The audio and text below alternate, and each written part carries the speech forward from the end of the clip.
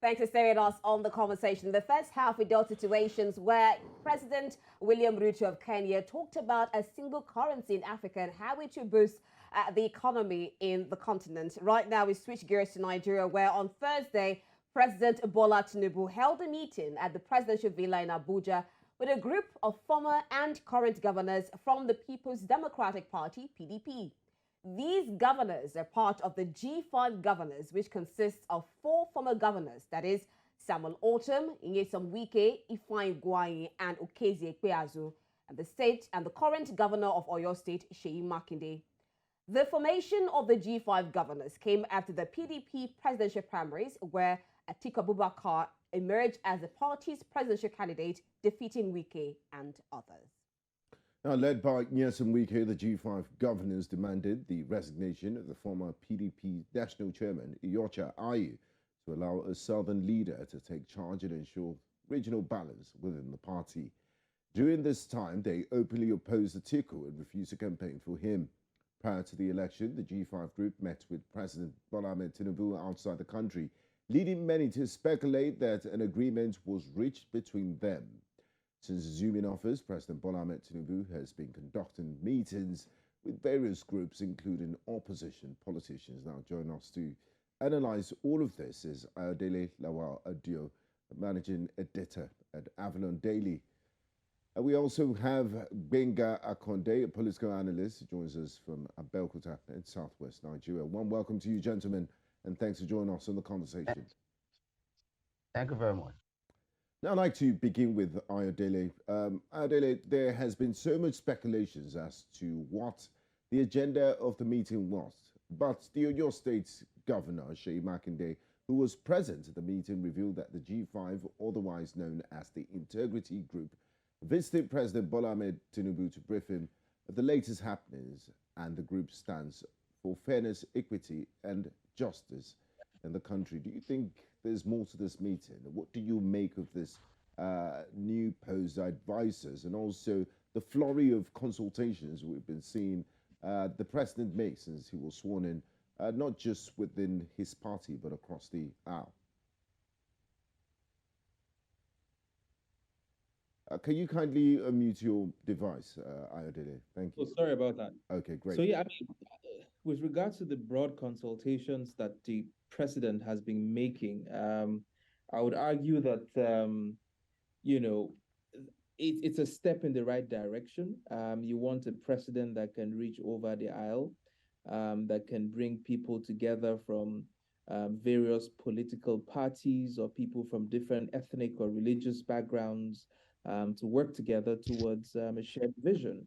And to that extent, I think that the current president is doing that. It's not something that we have seen happen in the last 8 years in our country. So I must commend the president for keeping his doors open and for doing the hard work, of reaching out, to traditional leaders across the country, to people, opposition, political party members, and what have you. Now, talking about the G5 group, if that group with that nomenclature still exists, you and I know that it's politicking time. People who want to get juicy political appointments or who want their cronies to get certain kinds of appointments as rewards from the work that they did during the elections,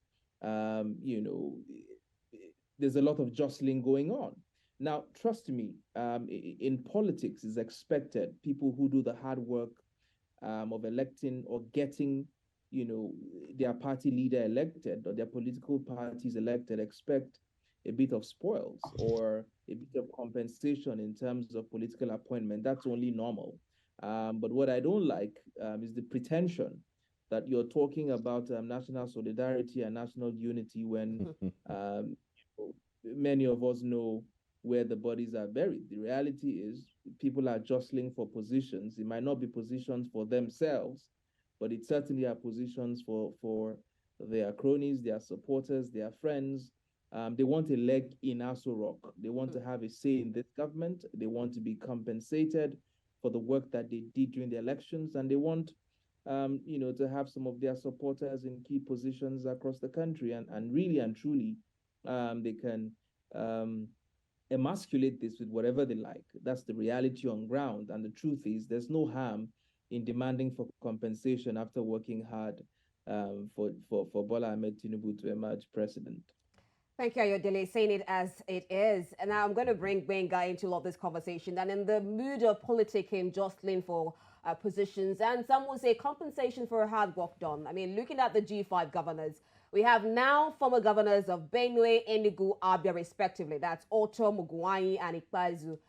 Lost their bids to move to the Senate as they were defeated at the polls, while Makinde got re-elected for a second term.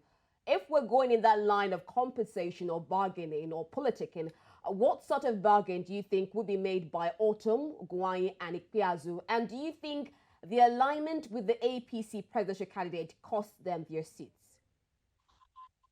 Thank you very much. Let me start by saying that we can't take away that from politics, especially now that the government is taking shape. So we see a lot of people rallying around the new president to get one or two things. So although the reason for the meeting is not a public knowledge, but we can guess because the politics of Nigeria, that is how it has always been. When a new president emerges, there's always a cluster of people around him. So now, let's talk about the issue of the governors that failed to make the senatorial seat. Well, it's not expected anyway. Many of them may not actually think that they will not get to the Senate. And now they work for the emergence of Asiwaju Bola Ahmed Tinubu. So undoubtedly, they want to be compensated. And that's the truth. And now looking at what is happening and what is going on now, you'll discover that most of these people, you recall that Governor Makinde and Nyesom Wike had earlier visited the president before the G5 came. It is all about trying to find their way into the government, trying to get appointments and other things like that. So all of these people that lost the senatorial bid, it's only Governor Makinde that is still in government now. Ortom, Ugwuanyi, all of them, they're no longer in government, so they want to be compensated. So the kind of compensation is what I can't really say. It depends on how the president feels and what he thinks about them, and he can actually fix them where he thinks they can work. Thank you very much, Benga. Now, Adele, what the G5 governors did before the elections could be seen as, a direct violation of party rules. It could be seen as anti-party activities. Why do you think the PDP did not penalize them for this clear anti-party activities, publicly stating that they were going to vote against the party or work against the interest of the party? And now that the man that caused all this contentions, Iyorchia Ayu, has been kicked out of the party, does he change the calculation of things, and would you say they're still politically relevant? To be honest, it is hard to determine how relevant they would be politically in the coming years. Like you rightfully said in your prelude, only one of them still enjoys executive power, which is the governor of Oyo State. The others lost their bid to return to the Senate, and they have created enough bad blood within the political party, that many of their counterparts would want to extract, their own pound of flesh because of the way and the manner that they carried out, their dissent during the elections. I, for one, as an individual and somebody who, plays a level of politics, is I believe in the supremacy of a political party. I believe that members of a political party must abide by the constitution of that political party.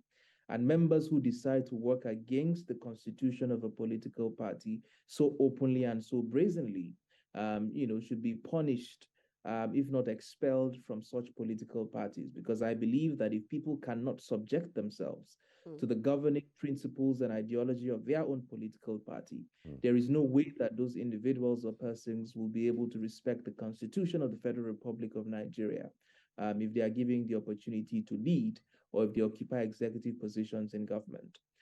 So to your question, I think that these governors should have been punished. A firm stance should have been taken against them.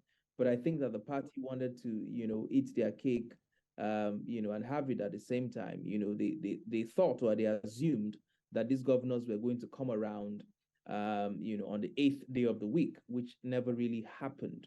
And let's be honest, the party itself, lacks very strong internal disciplinary mechanism over the years that has wielded the big stick in a very fair and transparent manner. And when you fail to do things, or when you fail to do things by the book, you would always find yourself falling short when issues like this arise. And you're going to see a vicious cycle, because what will happen again in 4 years or 8 years from now is that there's going to be another group of renegades who tomorrow will tell you that these 5 governors treated the party in this manner in 2023. So we also have the right to treat the party in this manner in 2027, and we should not have any consequences for our actions. And it breeds a vicious cycle. I believe that, public officials, must respect, the constitution of their political party, and by extension have respect for not just the constitution, but the Nigerian people. But unfortunately, the way political parties are structured and funded in Nigeria makes it very difficult, for these leaders to be held accountable. And that's why you see the impunity that you see every time. Okay, now, Ayodele, I'd like to stay with you a bit before moving on to Benga. And I'm looking at the political relevance of these G5 governors. Are there any chances that they might even consider defecting to the All Progressives Congress, if possible? I mean, you're looking at the vicious cycle going on, even though they were not reprimanded by the party. Would it be better if they moved to the All Progressives Congress? How is this going to play? Well, I mean, I think that it demonstrates a lot more integrity if they decide to move, to the APC. A man must be able to put his money where his mouth is, right? So I think that they will show more integrity if they decide to switch political parties. But you see, the problem is that, there are also certain other internal dynamics that makes it difficult for them to just simply switch positions to, the opposition. Ayodele, are you there? And do we have Benga in a Belkoto on the line? Okay, I believe we have Ayodele back. Go ahead and complete your thoughts, please. Can you hear me? Yes, go on, please. Oh, okay. So, I mean, there are state party structures and apparatus that have been loyal to the political party for a very long time, who perhaps have also been antagonized by these same individuals when they were in the opposition. And so to suddenly switch now and say that when they come into these political parties, because when they switch alliance, they also want to be leaders in the political parties that they are switching into. They want to be able to call shots. They want to be able to determine who gets what, when. And that creates some sort of internal crisis within the political party that they are moving in. In Rivers State, for instance, if Wike decides to switch to the APC, what happens to the governor that he had worked so hard, to succeed him, who is currently in the PDP? What happens to other senior political leaders in the APC, people like Rotimi Amechi in the APC, when we decides to switch? So it's a very complex situation that you have, that makes it difficult for you to just simply switch political alliance. But nothing is beyond the Nigerian politician, especially when his interest. No permanent friend, no permanent enemy, only permanent interest, like they say. Now, Ayodele, President Bola Ahmed Tinubu has, over time, made it known that his intention is to unify the country. If you look at the opposition votes in the just concluded presidential elections, they were more than his own votes. And as we speak, there's also a presidential election petition tribunal. Now, he's been urging opposition members and citizens to join in rebuilding the nation despite an ongoing election tribunal against his candidacy. Do you think President Tinubu will be successful in this ambition of uniting the country? And why is it very important to have everyone on board?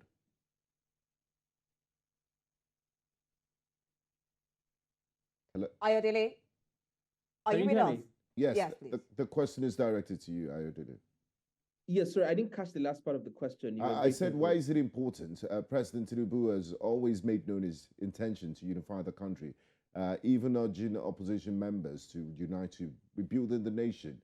Do you think he will be successful in this mission of uniting the nation? And why is it important to have a united nation? So, listen, President Bola Ahmed Tinubu has a Herculean task in his hands. He won just a little over 30% of the general vote cast in the elections, in the just concluded elections. If we run a parliamentary system of government, he will be running a minority government, right? So what it means is that he did not necessarily win the popularity contest. And that is why I am, deeply impressed, with the position that he has taken to swing open his doors, because I think he realizes that to effectively govern this country, every hand, must be on deck, and we have to bring people across religious, ethnic divide or regional divide to move this country forward. Because if that doesn't happen, your presidency is going to suffer a huge snag even before it takes off. And so to that extent, yes. While he's trying to unite the country, I mean, you talk about talking with opposition parties. We've seen several things he has done, appointments and pronouncements. I mean, look at the fuel subsidy removal and bills that have been passed, such as the Electricity Act bill. Aside unifying the country, his action so far, what has been your assessment? I mean, I think that if I were to honestly assess the actions that he has taken since his coming to office, I would give him a decent 8/10, a strong B plus. He signed the Electricity Act, which is one that democratizes, distribution of electricity and would naturally, hand down powers to state governors to play in the electricity sector and have the powers to also essentially provide electricity for the citizens in their states.